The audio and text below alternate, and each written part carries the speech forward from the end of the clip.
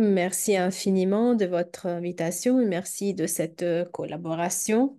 Je suis ravie de pouvoir partager avec vous le fruit des différentes recherches qui travaillent sur les modèles de pastoral, justement, et aussi de la façon dont les modèles de pastoral ne sont pas neutres, mais ils nous disent tout le temps une anthropologie, une conception qui peut être chrétienne ou surtout influencée par les tendances culturelles d'aujourd'hui.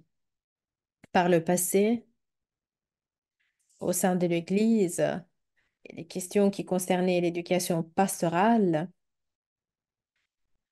de nombreux modèles pastoraux étaient définis par le principe de l'uniformité d'une masse et d'une culture très partagée. Lors du Concile Vatican II, ce type de perception d'universalité et même des nations ainsi dites chrétiennes ou catholiques sont rentrées dans un mouvement qui était un mouvement de l'esprit, mais pour certaines questions, il peut y avoir une sorte de rupture, même au niveau d'idées, mais aussi au niveau de modèles, de la façon dont on regarde l'Église, dont on regarde la pastorale. Ainsi, il est vrai que le monde,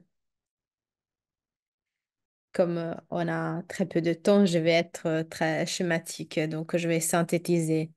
Et je ne vais pas exprimer toute la complexité de ces questions, mais la question donc de la conception avant le concile, avant regarder au passé, et donc le passé qui fondait une pratique ecclésiale qui était consolidée dans le principe de la fidélité, qui aidait à transmettre les valeurs d'une génération à l'autre.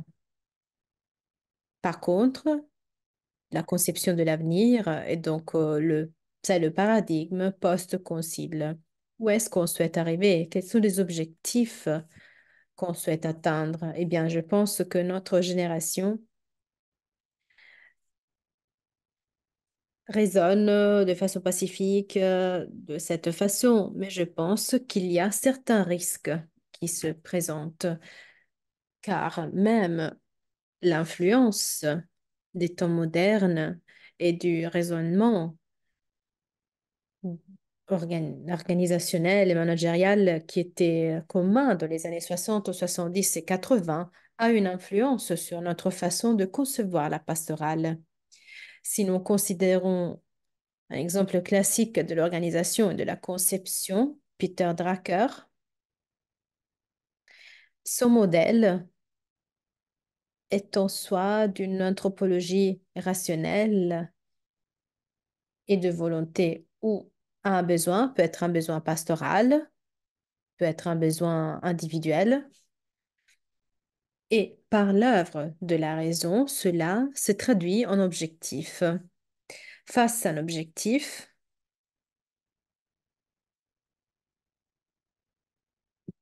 on manifeste l'engagement de notre volonté et par conséquent, on souhaite mener des différentes activités. Et à partir de ces activités, on présuppose qu'il y aurait des résultats qui, à la fin, devraient répondre aux besoins du début.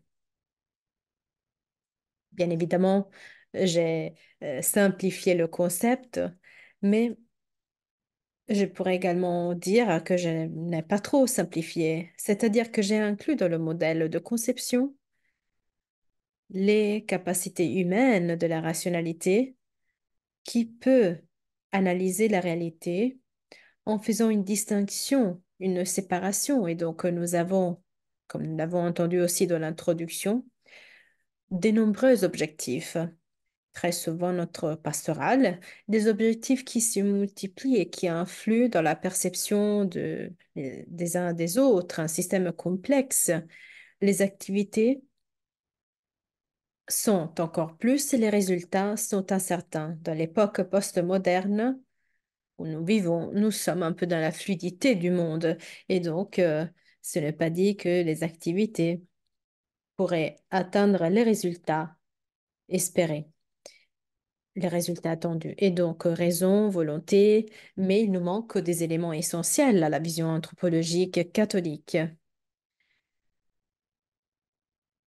où rentre la vocation par une logique de foi et du fait de se confier à un Dieu qui est prévoyant et qui, comme Abraham, nous demande d'abandonner notre terre et nos sécurités, où l'on peut retrouver les composants d'une mission spécifique qui est confiée à une communauté ecclésiale.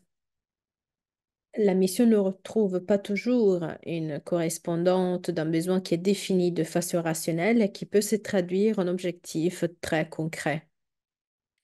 Très souvent, même les valeurs de la tradition sont omis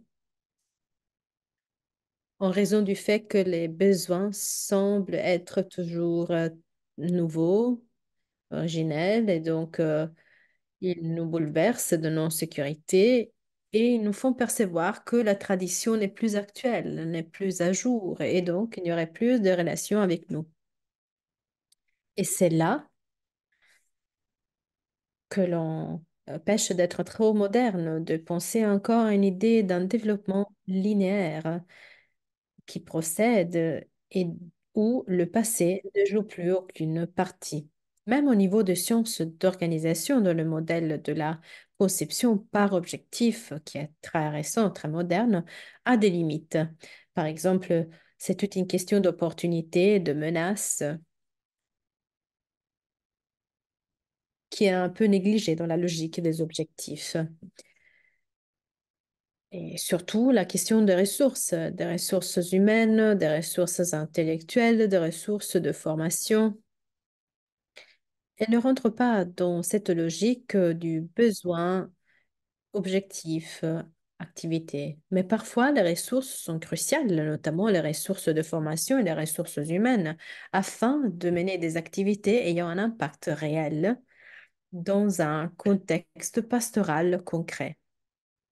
Et par conséquent, l'on pourrait synthétiser certaines approches, certains paradigmes, je pourrais dire, d'une conception qui souvent s'est jouée même par le passé dans le modèle transactionnel d'un transfert des contenus, une catéchèse répétitive si l'on pense au modèle de réplication des questions et des réponses, et qui avait son efficacité et sa raison d'être dans l'histoire.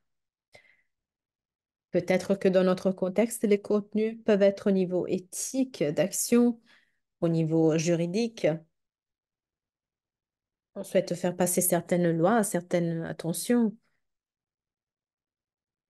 Pour passer au deuxième modèle, qui est plus caractéristique de la modernité et qui s'est répandu dans l'enthousiasme après le Concile Vatican II, eh bien, la réalité se sépare en quelques dimensions différentes. Ainsi, la logique nous aide à séparer la réalité. Il y a un secteur école, il y a un secteur de la formation, il y a un secteur des jeunes, un secteur adulte. Nous pouvons donc penser à des différentes logiques et chaque dimension a ses objectifs et nous concevons des activités individuelles que nous pensons qui nous mèneront à l'obtention de l'objectif. Dans les temps postmodernes, cette linéarité est un peu saccadée par la réalité même, car c'est un phénomène qui est augmenté et donc nous avons aussi des besoins de repenser notre modèle. Et là, le modèle de transformation de la conception nous aide. Il est important d'avoir une vision, non pas des objectifs concrets dans 5, 10 ans, mais une vision anthropologique, une vision même d'espoir, d'un avenir positif qui nous attire, qui nous appelle, qui constitue aussi un appel au changement de l'esprit qui parle dans la réalité. Il n'y a pas seulement une réponse à un besoin spécifique. c'est le processus de transformation, car on se rend compte que nos ressources sont limitées et donc ce n'est pas tout droit, ce n'est pas linéaire et parfois on ne répond pas à 100% à cet appel. Et donc il y a ce besoin de mettre en accord deux mouvements. Un premier mouvement qui pourrait être un mouvement linéaire, droit, le mouvement classique, qui reprend aussi un peu de changement, de changement transactionnel, des projets déjà entamés qui ont leur efficacité, qui marchent et qui donc peuvent continuer pour le travail. Mais il y a aussi l'attention au changement. Ce mouvement de changement de cap,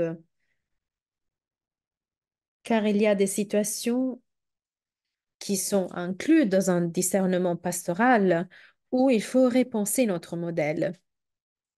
Et cela peut se vérifier aussi pour des raisons externes, un changement du contexte. Nous avons vécu tous et toutes les questions de la pandémie, comment cela a changé notre plan, notre euh, façon de réaliser les plans pastoraux. Et lorsqu'il y a des appels au changement, donc des réveils où le Saint-Esprit nous indique qu'il faut opérer un changement. Et là, il est intéressant de mettre en œuvre une approche qui soit un changement profond.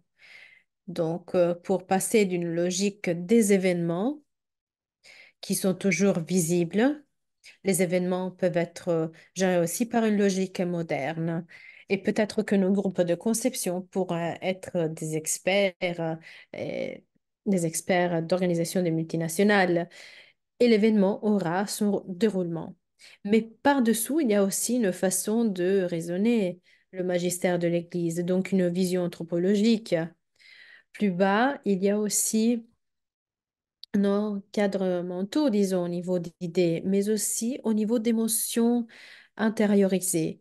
Et donc, il peut y avoir l'émotion de frustration de la réalité, ou alors une émotion de vouloir se battre en quelque sorte avec les autres, car on nous a fait un tort, ou alors il y a une réaction de confusion, d'aliénation. Et tout au fond, il existe le niveau de spiritualité. Spiritualité qui est réellement intériorisée dans notre âme. Et pas toujours elle a affaire à une pratique de pitié. Cela peut être une profonde communion ou alors une spiritualité qui n'a euh, pas beaucoup à voir avec une foi catholique, qui est plutôt, euh, ou alors une foi qui est centrée sur l'égocentrisme, sur ses propres besoins ou sur l'obtention de certains objectifs personnels. Et donc, si nous voulons un changement profond, non seulement une série d'événements, nous pouvons partir d'un modèle classique qui est le modèle d'apprentissage, d'expérience approfondie. Nous allons concevoir notre intervention.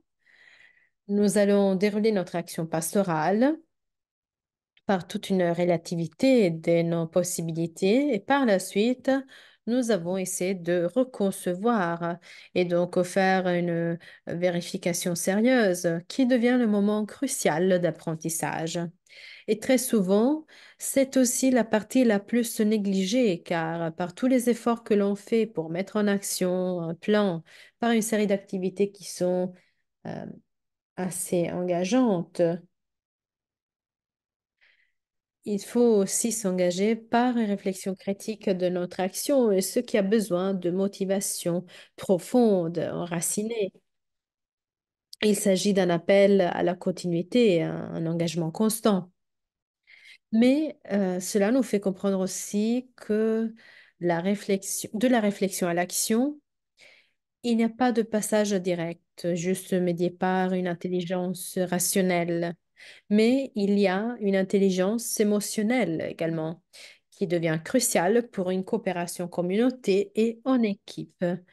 Si nos relations ne sont pas gérées, même par l'empathie, la coordination, la subsidiarité, aussi la proximité humaine. Alors l'efficacité de l'action est compromise. Et ainsi, une intelligence que l'on peut appeler spirituelle, donc une capacité de discernement, qui a également un charisme de l'esprit et qui n'est pas donné à tout le monde. Et là, il est crucial de voir si on est en mesure de travailler en équipe pour valoriser des talents et des talents naturels et des charismes qui sont des dons de l'esprit pour le bien de la communauté ecclésiale. Il y a aussi une intelligence que les auteurs appellent exécutive et qui est la capacité de mettre en action des stratégies concrètes pour vivre selon une vocation. Et il y a également une intelligence de situation qui est importante en équipe de travail exécutif, le fait d'être en mesure de s'adapter aux situations concrètes. Ce modèle, sans être exhaustif, essaye de nous faire percevoir qu'il est important d'avoir le rôle et la contribution de tout le monde et aussi le rôle de concepteurs, de facilitateurs, des pasteurs qui savent valoriser les différents dons de l'esprit pour le bien de tout le monde. Ainsi, on pourra arriver aussi à un modèle qui sera partagé avec vous dans les documents. Je vais ajouter juste quelques passages. Après la description d'une situation pastorale, de temps en temps, quand nous sommes trop modernes, nous passons directement à une conception opérationnelle. Mais dans la logique de l'esprit, il est important d'abord d'interpréter en communauté. Quelle est la signification de ces événements, de ces défis? Sommes-nous appelés à répondre à tous les défis de notre contexte? Souvent, c'est une situation moderne de vouloir répondre à trop de choses et à la fin se retrouver les mains vides. Donc, l'interprétation prépare le terrain pour un discernement vocationnel, une vocation au changement, un discernement de l'esprit qui parle dans les personnes, dans les situations et qui nous pousse à sortir de notre façon d'agir et de penser, d'accueillir une nouvelle vision pastorale. Et là, il est bon de résister à la tentation de passer tout de suite à l'activité, à l'action et savoir s'arrêter et à formuler ensemble dans l'esprit des visions de futur pleines de foi, pleines d'espoir qui ouvrent des possibilités pour la charité. Voilà pourquoi il est aussi stratégique de pouvoir faire des expériences parce que quand on fait des petites expériences, on comprend si la dynamique que nous voulons proposer sur une échelle plus importante au niveau national, au niveau d'une conférence épiscopale, si elle a vraiment un impact, si elle parle vraiment à une génération. Et après, passer à une conception opérationnel, en définissant des tâches avec précision, mais en ayant derrière soi une vision spirituelle et en percevant l'appel au changement. Et je vous dis seulement quelques attitudes qui sont stratégiques dans le déroulement de ce passage parce qu'il est important de vivre d'abord la transformation personnellement en tant qu'opérateur pastoraux, en tant que personne croyant, et donc avoir une mentalité de fidélité à la tradition, au trésor de la foi qu'on nous a donné, mais non pas de façon fixe, de façon défensive, de façon créative qui ouvre la possibilité à un véritable discernement. Après avoir accueilli les fruits du discernement, il faut passer à à la cohérence opérationnelle. Et puis, quelques vertus ou attitudes qui doivent être mises sur le terrain quand nous voulons travailler en équipe. Je crois que je vais m'arrêter ici, étant donné que le temps à ma disposition est terminé, mais vous aurez des diapositives que vous n'avez pas vues ici. Mon intention est de passer de projets sur le papier qui font beaucoup de listes, qui sont très logiques et très jolis, passer à des projets qui sont inscrits dans nos âmes, dans nos visages, dans l'histoire de nos communautés. Merci pour votre attention et pour